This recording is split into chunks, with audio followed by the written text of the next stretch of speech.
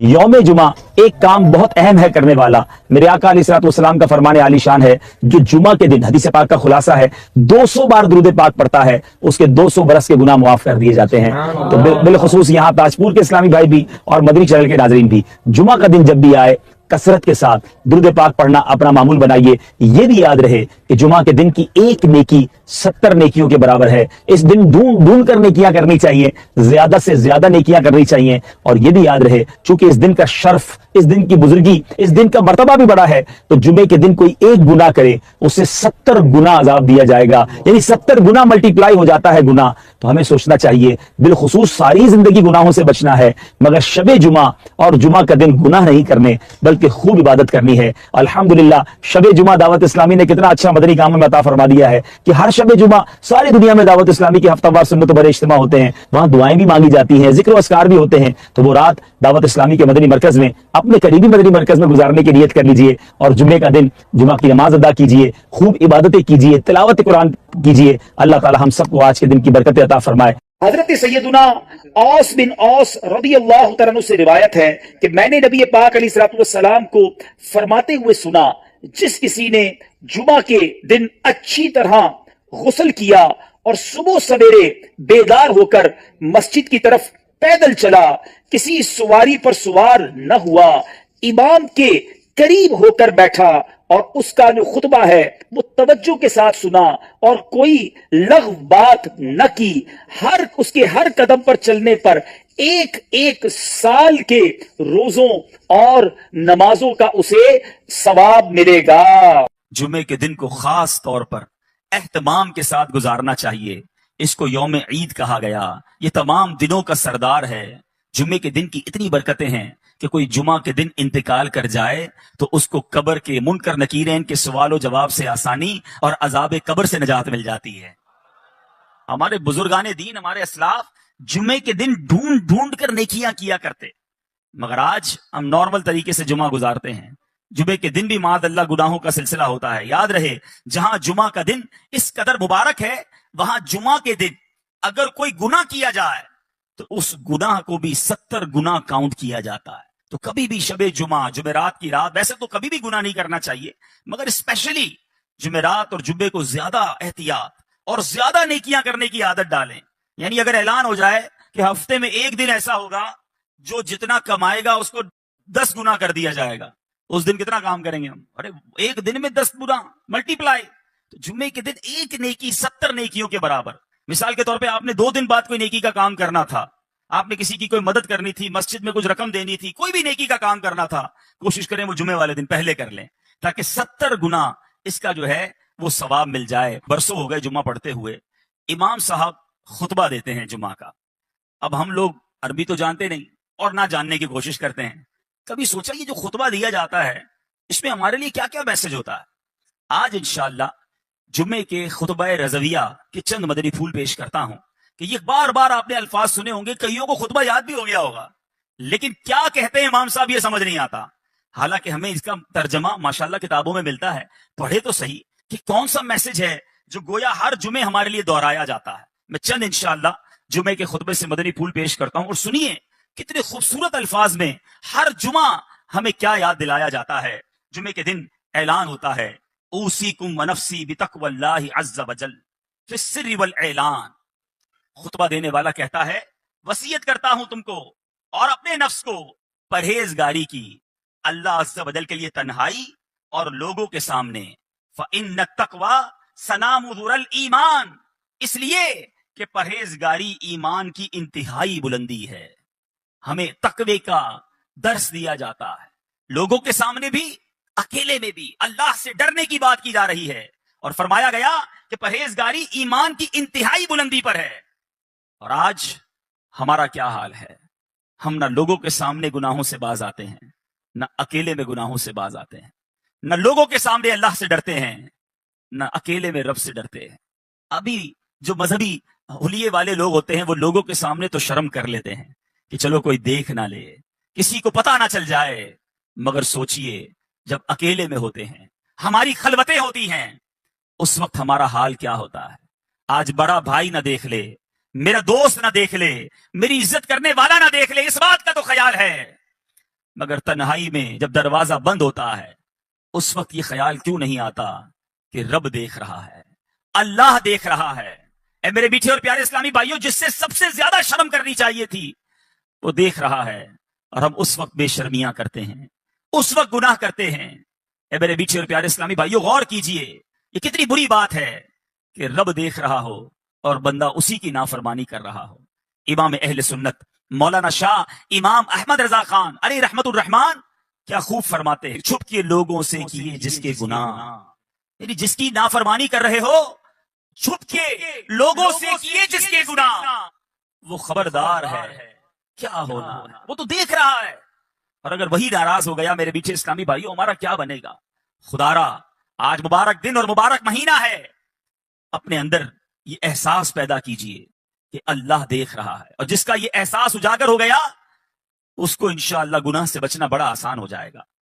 ایک بار ایک شخص، کتابوں میں لکھا یہ واقعہ، اس نے ایک عورت کو گناہ کے ارادے سے پکڑا، ہاتھ میں خنجر تھا، لوگ جمع ہو گئے، لیکن وہ بدماش تھا، اس سے چھڑانے کی ہمت کسی میں نہ تھی۔ اس زمانے کے ایک بزرگ وہاں سے گزرے کہ دیکھا ایک بدماش نے ایک عورت کو پکڑا ہے، ہاتھ میں خنجر ہے، لوگ جمع ہیں۔ بزرگ قریب تشریف لے گئے اور اس کے کان میں کچھ فرمایا۔ ان کا کچھ فرمانا تھا کہ وہ بدماش جو تھا، وہ گناہگار تھر تھر کانپنے لگا، ہاتھ سے وہ خنجر بھی گر گیا، عورت بھی چھوٹ کر چلی گئی، دھڑام سے گرا، بے ہوش ہو گیا۔ لوگ جمع ہو گئے، کہنے لگے تمہارا تو بڑا کر و فر تھا، تم تو بڑے جری، کسی کو جواب نہ دیتے، تم سے کوئی بات نہ کر سکتا، اتنا ڈرتے تھے لوگ تم سے، ایسا کیا ہوا کہ تم بے ہوش ہو کر گر گئے؟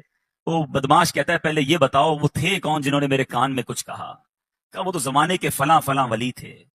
کہا انہوں نے میرے کان میں آ کر صرف یہ کہا کہ جو تم اس وقت کر رہے ہو وہ اللہ دیکھ رہا ہے۔ اے کاش اکیلے میں گناہ کرتے وقت، برائیاں کرتے وقت، حرام کماتے وقت، ملاوٹ کرتے وقت، جھوٹ بولتے وقت، انٹرنیٹ پر یا ٹی وی پر فلمیں، ڈرامے، گانے باجے، بے حیائی کے مناظر دیکھتے وقت یہ خیال آ جائے کہ اللہ دیکھ رہا ہے۔ جمعہ کے دن بار بار گویا ہمیں ریمائنڈر کال دی جاتی ہے، فرمایا جاتا ہے اوصیکم ونفسی بتقوی اللہ عز وجل فی السر والاعلان، اکیلے میں ہو یا تنہائی میں یا لوگوں کے سامنے ہو، تمہیں اللہ سے ڈرنے کی وصیت کرتا ہوں۔ میرے بیچے اسلامی بھائیوں، ہر جمعے یاد دلایا جا رہا ہے دیکھو اللہ سے ڈرنا، وہ دیکھ رہا ہے، مگر جمعہ پڑھ کے جا کر پھر گناہ کرتے ہیں، جمعے کے دن بھی برائی کرتے ہیں۔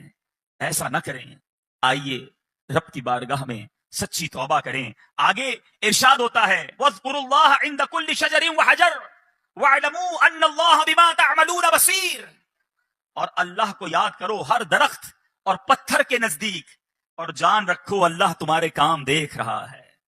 اللہ دیکھ رہا ہے، یہ اعلان ہوتا ہے۔ ذکر کرو رب کا پتھر اور شجر اور حجر کے پاس، یعنی جہاں سے گزرو رب کو یاد کرو۔ مگر ہمارا حال یہ ہے، ہم جدھر سے گزرتے ہیں وہاں رب کی نافرمانی کرتے ہیں۔ کتنے گواہ بناؤ گے؟ کون سی جگہ ہے جو ہمارے گناہ کی گواہ نہیں؟ ارے ہمارے بزرگ تو وہ ہوتے جدھر سے گزرتے ادھر عبادت کرتے، جس جگہ سے گزرتے مسجد دیکھتے کہتے اس میں بھی 2 رکعت نفل پڑھ لوں، مسجد میں جاتے چاہتے ہر ستون پر 2 رکعت پڑھ لوں تاکہ یہ جگہ گواہ ہو جائے۔ ایک بزرگ کے بارے میں آتا ہے، ایک جگہ سے گزرے، واپس آئے، پھر گزرے، لوگوں نے کہا حضور آپ ابھی تو گزر کر گئے تھے۔ کہا میں اس سڑک سے گزر تو گیا، مگر خیال آیا اس سڑک پہ گزرتے گزرتے اللہ کا ذکر نہ کیا تھا۔ میں چاہتا ہوں جس راستے سے گزروں وہ راستہ میرے ذکر اللہ کا گواہ بن جائے۔